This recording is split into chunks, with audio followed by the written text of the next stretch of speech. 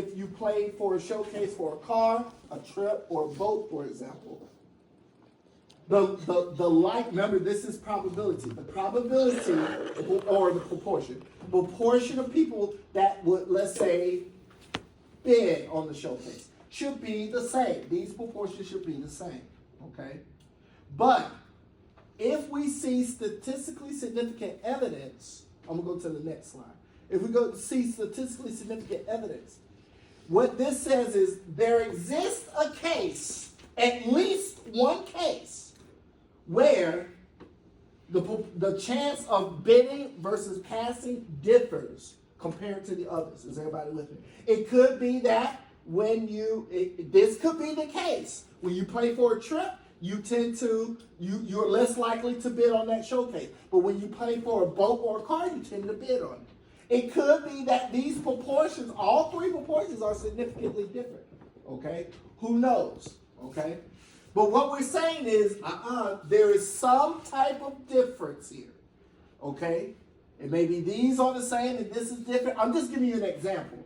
It could be that these, you tend to bid, the likelihood of bidding might be the same for this case, but different for this case. But it could be that these were the same and that's different. Okay? So that's what you're testing for. Does the prize impact the likelihood of bidding or passing? Okay? The null hypothesis says no, it doesn't matter. Give them a car, give them a trip, give them a boat. A contestant is just as likely to pass under it or bid for that showcase, regardless of the price that you offer. That's what the null hypothesis says. Okay? Under all these cases, you have the same probability of saying I'll bid or I'll pass, depending on which outcome you're interested in. All right, so let's now look at the scenario. It says the showcase round allows the top winner and the runner-up. So the top winner is always there. The runner-up is always in this position. To win a showcase of prizes by bidding as close to the actual retail price without going over. The top winner, this person, is the only person that has the choice of looking at a showcase and deciding on, I'm going to bid on that showcase or pass it to the runner-up, okay? You're tasked with determining how the choice to pass, so pass is our outcome of interest, okay, not bidding. The choice to pass depends on the showcase's grand prize. So the next slide shows the data for season 53. Is there a significant difference in the decision to pass based on the what? The grand prize that's offered. We want to test this at the 5% level of significance, okay? Here's the data. So kind of similar to what we did here. But now, because pass is the outcome of interest, what you typically do when you have, if you have your outcome of interest is pass, that outcome tends to be the first column. Is everybody with me? So I'm just going to switch them. That's not gonna change the outcome. So I'll put pass here and bid here. But if bid was our outcome of interest, of course that would be the first column. All right. Now, let's look at this. I need some of you have your calculator, or you can use your phone really quick. Can someone do 60 divided by 116? Unless I did on the next slide. Did I do it on the next slide? No, I didn't. 51.7%. Did I? Yeah, I didn't show. Oh, here it is. Look, it's right here. It's on. Yeah. Okay. Let me save y'all time. Sorry, I didn't. Really. Oh, let's make this. Let's make that. Let's make that. Let's make this data. Open up StatCrunch. Yeah, I want to show you how did I get that contingency table. I think a few of you, for a few groups in here, need this for your. You need this for your project.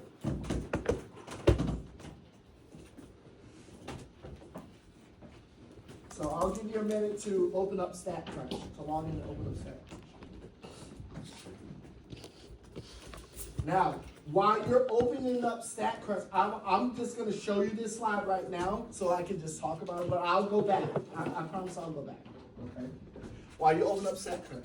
See, look here. So these percentages are conditional. They're not, this is not 60 divided by 181. So this is not the overall proportion. This is conditional proportion, conditional on the prize that you're offering. So 60 divided by 116 is worth 51.72%. Okay? So of those top winners that play for a car, 51% of them passed. Look at a trip. Look at trip. 41 of the 47 contestants that played for a trip as their grand prize, or 87.23% passed on that showcase. And then for boat, look at this one, 77.78, right? So 14 out of 18. So almost 78% of the top winners that played for boat end up passing, right? So we see evidence because these proportions should have been around the same value. We got 51% versus 87% versus 77%. So we see evidence. Is it statistically significant evidence, right? So that's what we're going to be determining first. Now, do y'all have StatCrunch open, or you need another minute? Who needs another minute? Who's still, okay, go ahead and log in. Okay. But I'm just showing you, this is how you can determine there's the evidence. You calculate the conditional proportion. You calculate the sample proportion conditional by row. Is everybody with me? Because these are groups. Top winners that play for a car, top winners that play for a trip, top winners that play for a boat. So you need to do conditional proportions by row. Sample proportions by row. Okay? So, and there's an option in StatCrunch to do that. Okay, so this shows our evidence. These are not the same proportions. Okay, and in fact, let's see, the highest and the lowest are here, are these two. Okay, so the proportion of people that pass on a showcase versus a car is what? Is 36% less than the proportion of people that pass when they're offered a trip. Okay. So let me show you how to put that in your not calculator, in StatCrunch. So, alrighty, StatCrunch. Where's their StatCrunch? I guess I should have followed along with you. All right, do y'all remember how to create a contingency table? Yeah, I'll put the data back up there.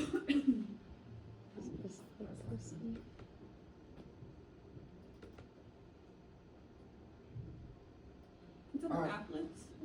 I'm sorry? Is it under applets? No, it's not under applets. First, you got to enter this data. You have to enter this. So the first of all, we're gonna, in var 1, we're gonna put we'll say grand prize. Okay. And then we're going to put car, trip, and boat. Now, for var 2, we're going to put pass. And var 3, we're going to put bid. This is how you create a contingency table when you don't have the raw data and you're trying to use, this is summary statistics. We're going to put this into StatCrunch. So we're going to put 60, 41, 14, 56, 6, and 4.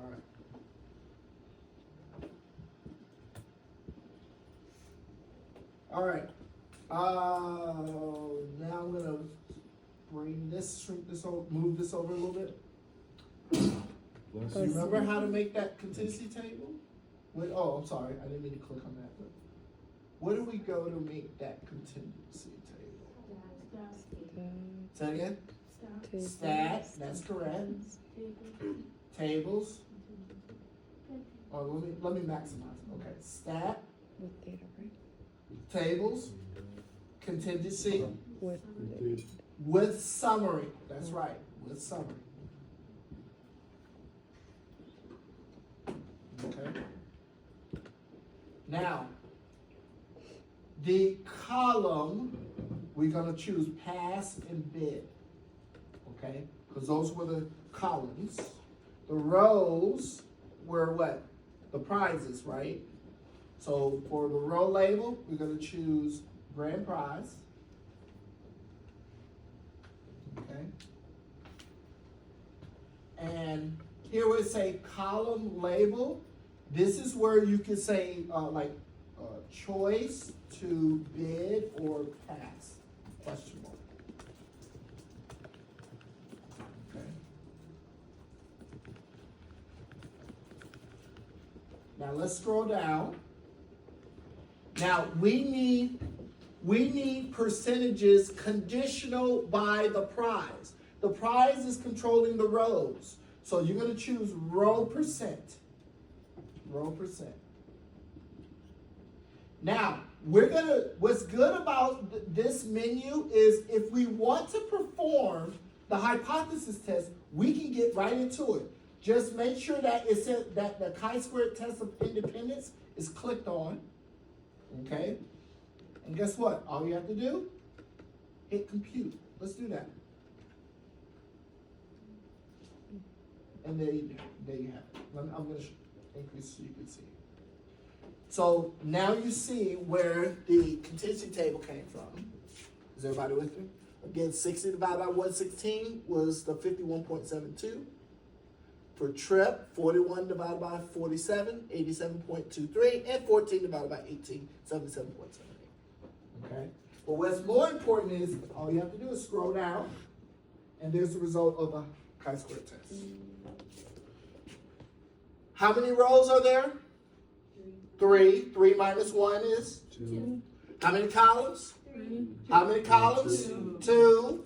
Pass and bid. Remember, you don't include total. Pass and bid. 2. 2 minus 1 is? 1. 2 times 1 is? 2. Okay. Now, how did they get that chi-square value? That 19.955. Oh, by the way, look at that p-value. Very small. Are we going to reject or fail to reject the null hypothesis? Reject. Remember, so that should come out of you like a fart. Okay? Small p-value. Guilty. Okay? Guilty. Reject the null hypothesis. What was the null hypothesis? It doesn't matter which grand prize is offered to you. You're equally likely to pass. Is everybody with me? That's the null hypothesis, which means the grand prize offered does not impact the proportion or the likelihood of passing versus bidding. Is everybody with me? But you rejected the null hypothesis. So that means that, no. Depending on the prize that's offered, you're more likely to pass on that showcase. Is everybody with me? And according to these proportions here, these 3 proportions, you're more likely to pass when the grand prize offer is a what? Trip. That's right. Because this, it was a trip. Yeah, trip. You're more likely to pass when it's a trip. And you're less likely to pass when it's a what? A car. Is everybody with me so far? All right. Okay, but how did they get those values? How did they get this observed test statistic? 19.955. Okay, I'm going to show you right now. All right, so stay right there.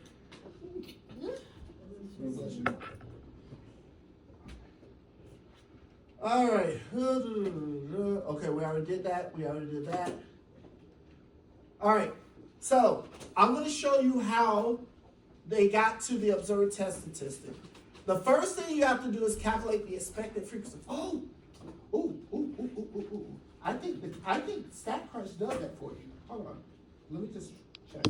Let's go back to edit. Was that? Yes, it does.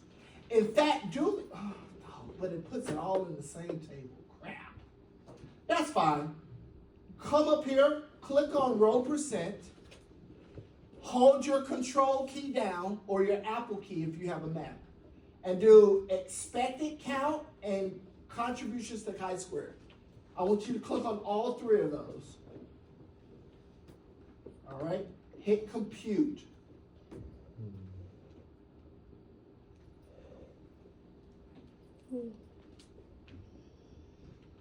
All right, see if I can shrink just a little bit to get it all fit. All right. So we still have our conditional proportions. They're right there. Okay.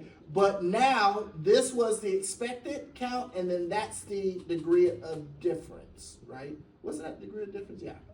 What did we say that was? That was the degree of difference, right? Expected count. What did we highlight? And the contribution of chi-squared. Yes, contribution of chi-squared. If you add up those contributions of chi-squared, I think that adds up to your observed test statistic. Can somebody check that? 2.55, 4.5. That's 6.99 already. This is 6.99. 6.99 plus 11. So that's about 18. Yeah, 19. Yes. These add up. These add up to the observed test statistic. All right. The reason why I wanted to show you that is because now you can see how this is calculated. Calculate the expected frequencies. Let's start with that first, okay? So to calculate the expected frequencies, all this basically says is for each cell, you take the row total times its column total divided by the grand total. Let me use this figure over here, okay? So to find out what is the expected count for this cell, you have to take the row total times its column total and divide it by the grand total. Okay? So did y'all see what I did here? So row total times column total divided by grand total. Let's take a look at this one, this cell here. This is O22, right? You will have to take the row total times the column total divided by the grand total to find the expected count. The expected count says how many contestants should have fell in that category if the null hypothesis was true. How many people should have been in that category? So for example, 011 is 60, right? Remember O means observed, okay? So that means observed, I witnessed. We witnessed 60 contestants play for a car, a showcase with a car, and they chose to pass on that showcase. Is everybody with me so far? But how many contestants should have fallen in this category if the null hypothesis was true? You take the row total, so you take the row total, which is 116, times the column total, 115, and divide by the grand total. Is everybody with me? So 116 times 115 divided by 181. So if the null hypothesis was true, there should have been 73 or 74 people in this category, all in this category. Is everybody with me so far? You take the column total of the variable you're interested in, so it would be passed for this one? Yes. Okay. So 115, yes. This 60 was in the pass column, so I need the column total for pass. This was in the car row, so I need the row total for car.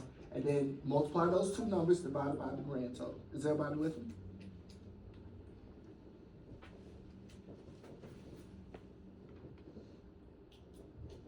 What about this one? We have before here. It should have been, so the expected count would be what? 18 times 66 divided by 181. That's right. That's right. 18 times 66 divided by 181. That's right.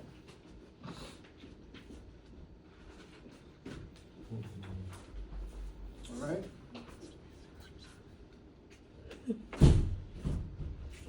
Now, you don't have to do this because we just made StatCrunch do it, but I'm just showing you where they get those numbers from, okay?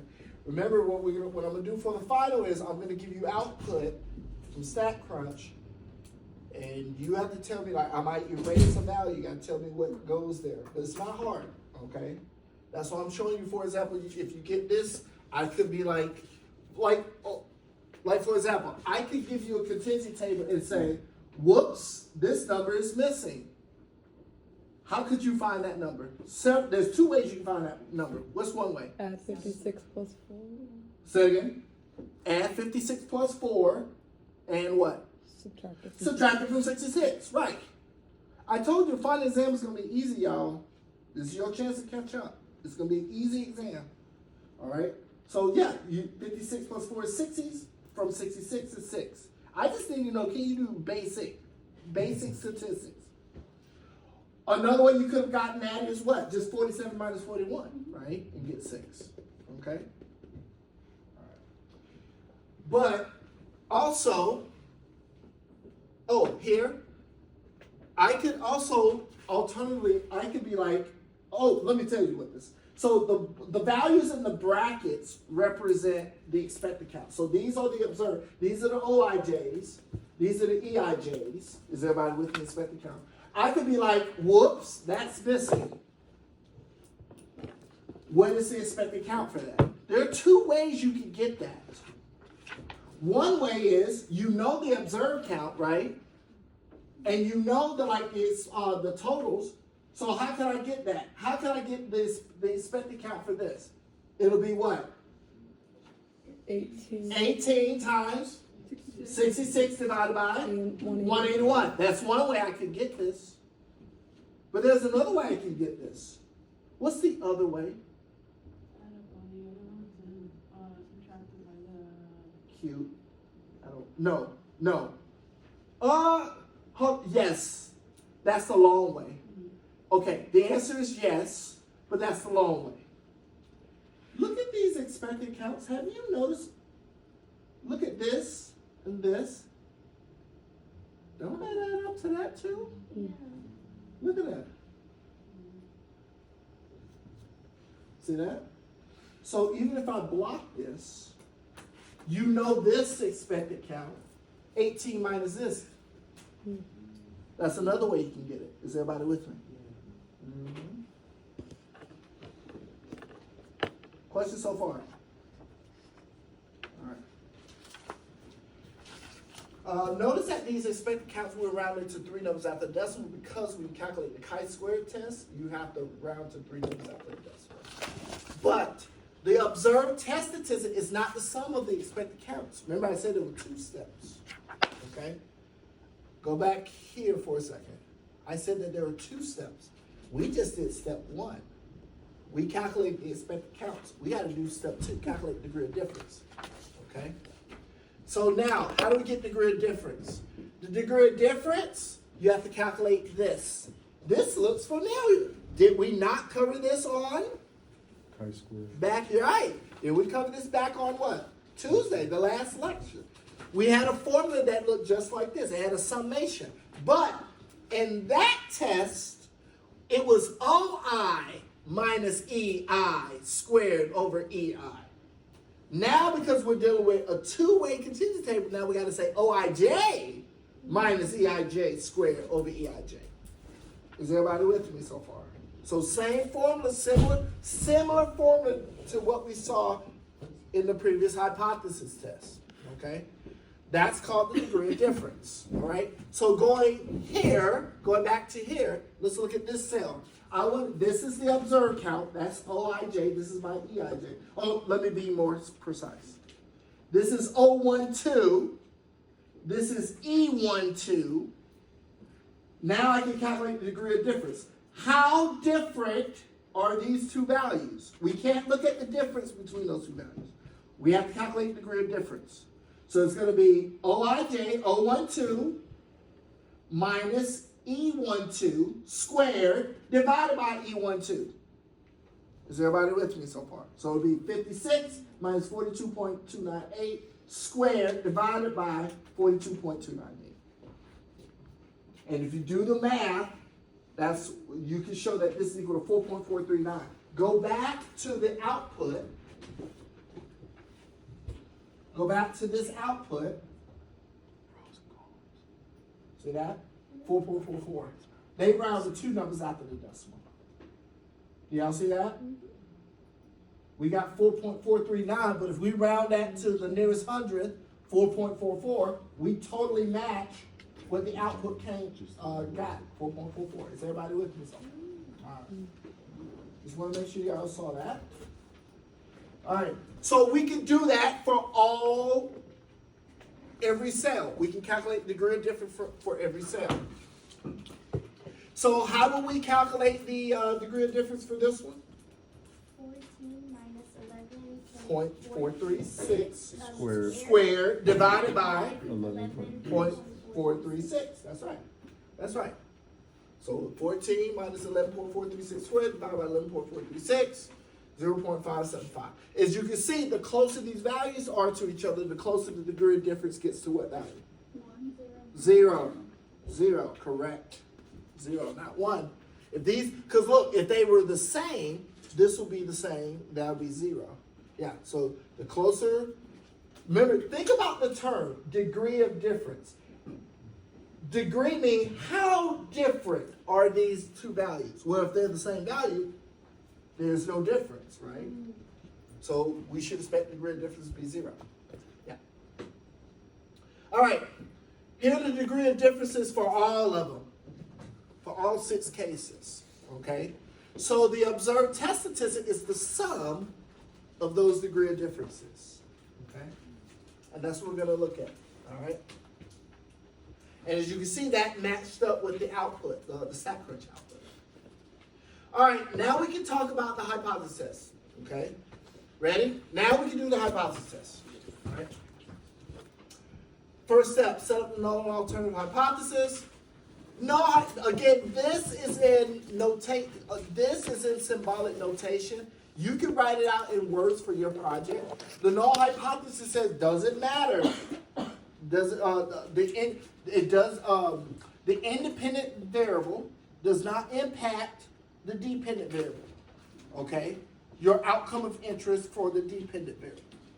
The alternative hypothesis says, yes, it does, depending on which group that you fall into. Okay. Again, similar to the last test, this is a right tail test. There's no left tail, there's no two tail. There's only one direction, right tail. So the p-value, to calculate the p-value of this hypothesis, we have to find the probability to the right of our observed test statistic. Okay? Now, in terms of words, you would say the proportion of the variable of interest is not affected by the factor of interest. I know that's like, whoa, what is that? That's so generic. It is supposed to be generic. But we can rewrite this in terms of the scenario.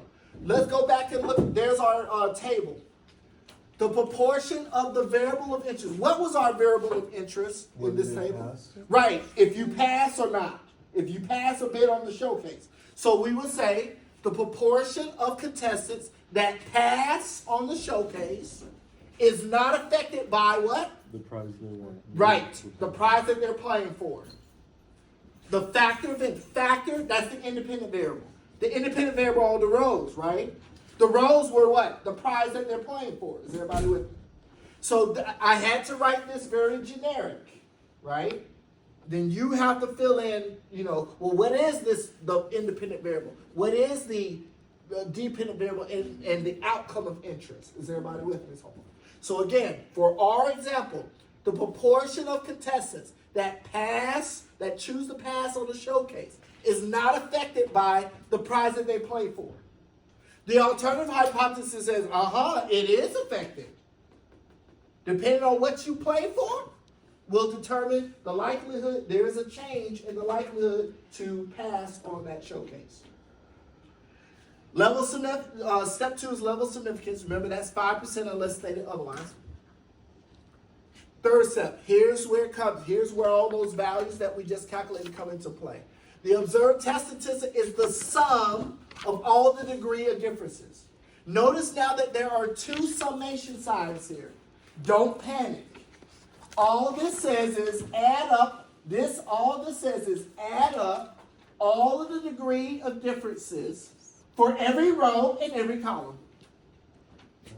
So this is just a fancy way of saying what? Add them all up. Add up what? The degree of differences. Is everybody with me? Remember, didn't we talk about this symbol?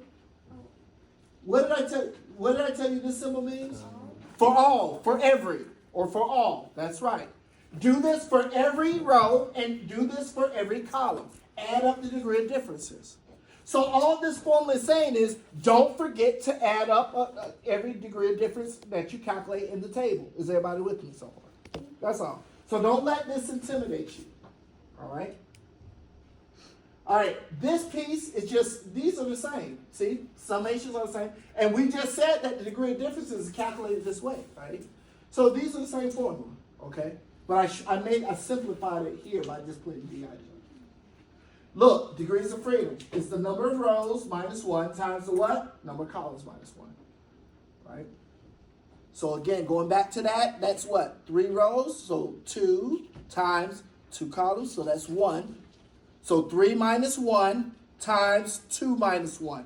2 times 1, which is 2. So we perform this test using chi-square distribution with 2 degrees of freedom. Is everybody with me so far? All right, 2 degrees of freedom. Oh, here it is.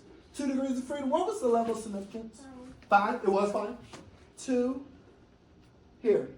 So that's the critical test statistic. This is the chi-square value that represents that's too much. So what this, see, here's what, a contingency table is supposed to tell you, your brain is telling your brain, you go from not guilty to guilty if you see an observed test statistic that goes past this value.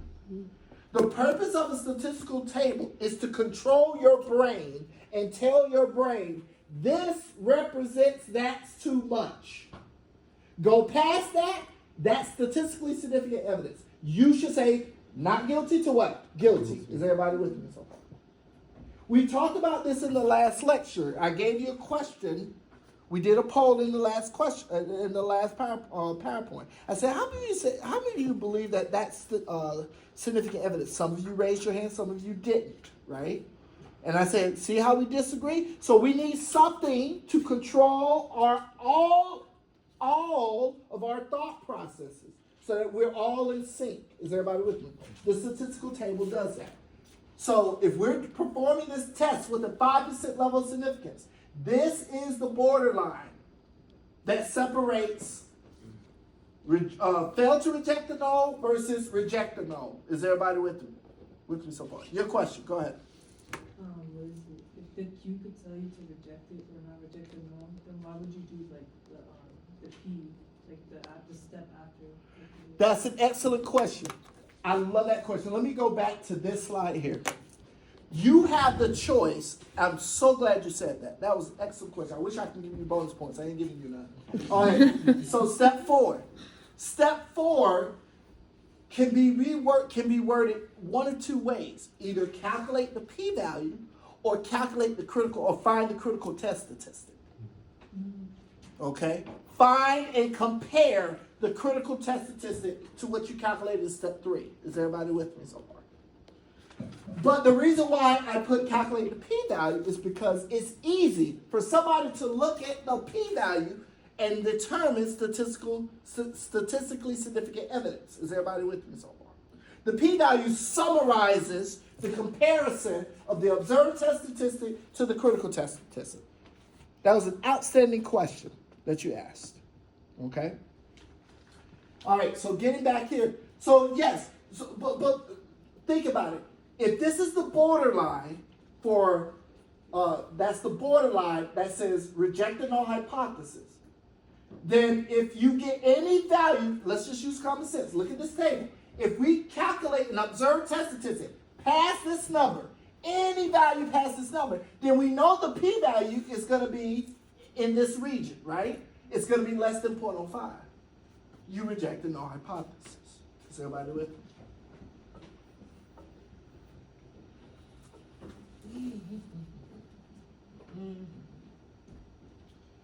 So we calculated, what was it? Oh, this is, we calculated what? What was our observed, 19 point something, right?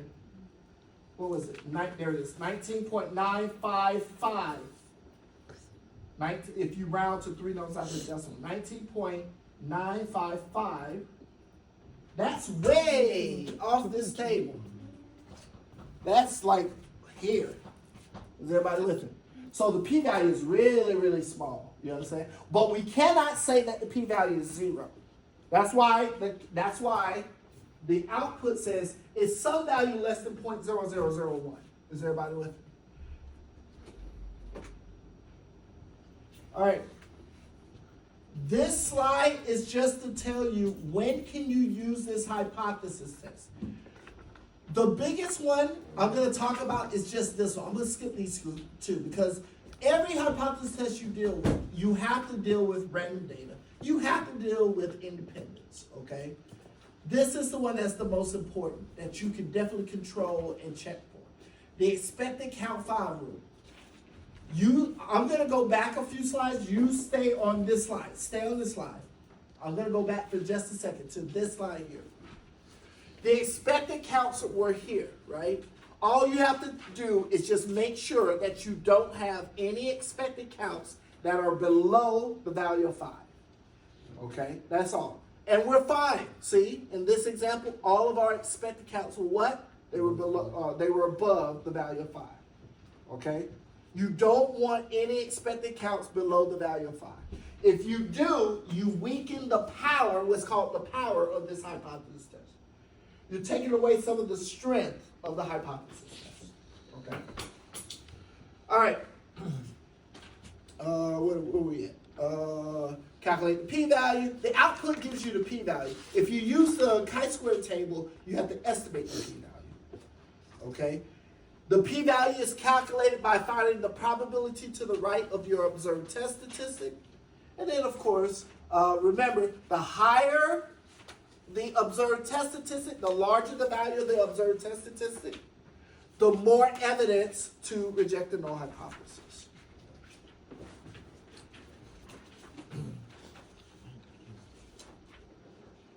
And according to this table, this chi-squared distribution, what did we say was the lowest value?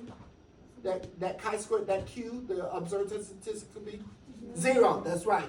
0 is the lowest. There are no negative chi-squared values. Is everybody with me so far? 0 is the smallest. Okay? It's unbounded to the right, so chi-squared value can go past, it can go as large as it wants to be. Okay? But 0 is the lowest value. All right?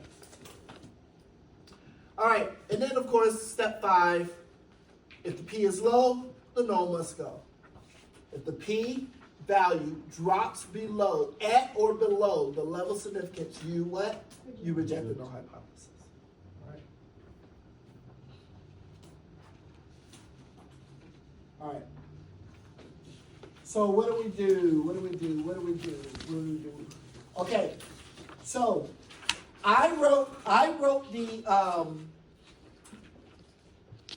the null and alternative hypothesis using symbolic notation.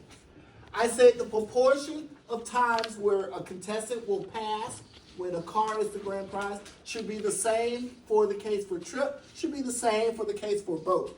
If that is true, then prize, look at this. If that's true, then prize, this is useless. This variable that created those rows is a useless variable. There was no need for me to take let me go back to this.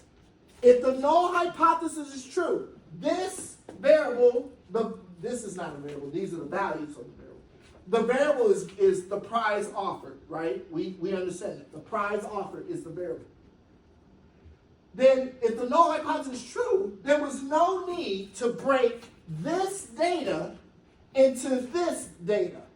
Is everybody with me so far? That's what we're actually trying to test here. Was there a need? This was our data. How many people? How many top winner contestants passed on the showcase? 115. 66 passed. 181. Sample size was 181.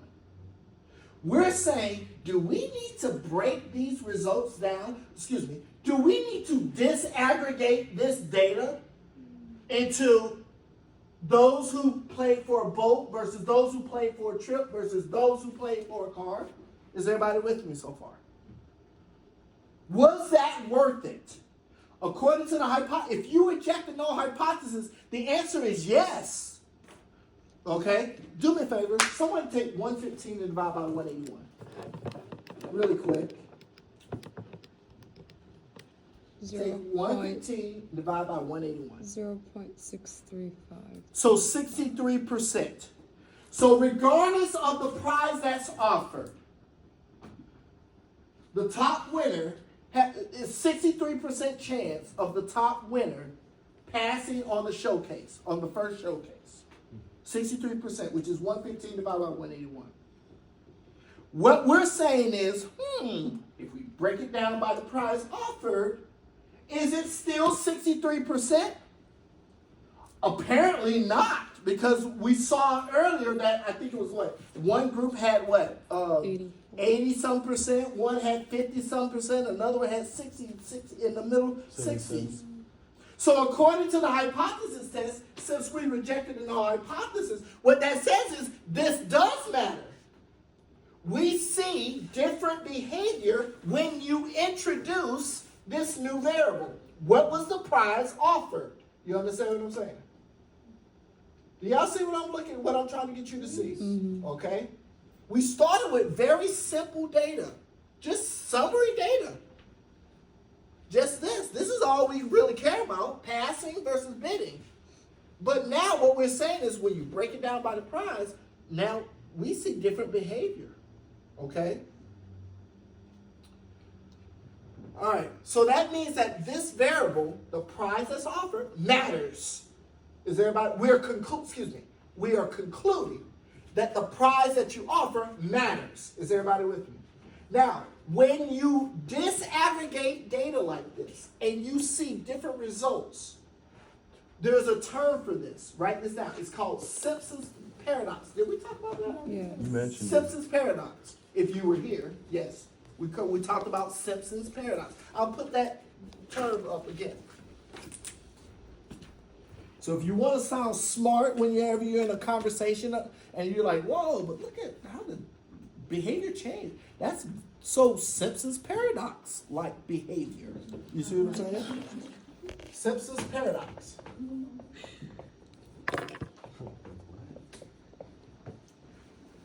And basically what that says is that when you disaggregate or when you aggregate, okay?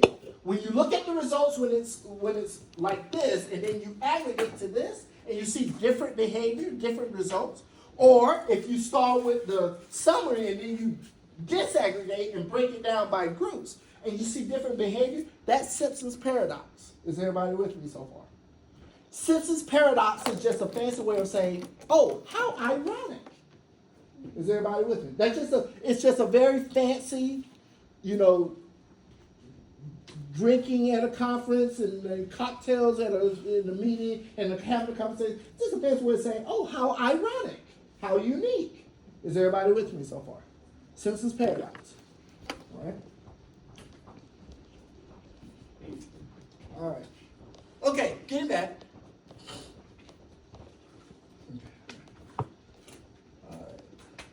So we end up rejecting our hypothesis, right? So now we rejected our hypothesis. What we just concluded, like I said, this variable matters. So now we should go into post hoc analysis, right? Guess what? The post hoc analysis is so easy. It is so easy.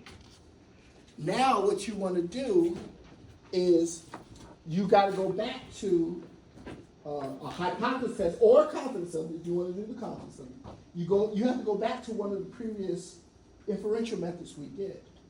Okay? Now that we rejected our hypothesis, now you want to compare, you want to do what's called pairwise comparisons. So you want to do car versus trip. What's the difference in their proportion? You do the two proportion Z confidence symbol. You compare the difference in the proportion between car versus trip. Then you have to do it again for car versus boat. Then you got to do it again for trip versus boat. Is everybody with me so far? You have to do pairwise comparisons. How about we take a break? We'll take our 2-minute break now. We'll come back and we'll look at that.